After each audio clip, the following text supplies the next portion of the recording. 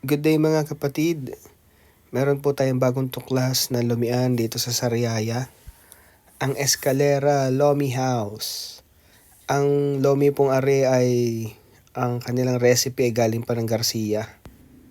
Are daw ay pangalawa na lang branch. Ang original nila ay doon nga sa Padre Garcia. Ang may-ari ay si Sir Gerald Escalera.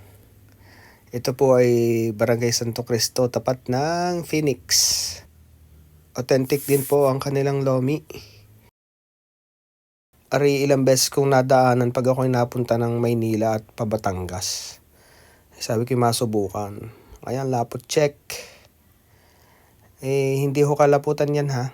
Pero ang mahalaga ho talaga una yung lasa. Yung lapot ho, pwedeng sa sunod yung kain, i-request nyo na mas malapot ng kaunti pa. Pero katalo na yung garning lapot. At tari yung lomi na hindi matapang ang lasa. Pero may napansin akong distinct na lasa niya na parang woody taste. Alam niyo yung mga pagkain na niluluto sa kahoy.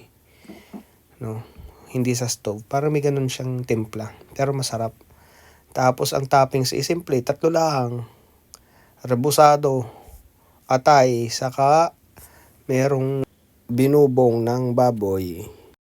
Ay tingnan nyo naman na reo ang pagmumukha. Takam na takam eh. Yun, nagkatalo na. Solid. Pag may tangong gayaan, ibig sabihin masarap. Sa lagay na rin makakaulit din eh.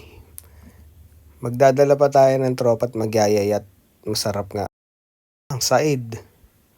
Ubos.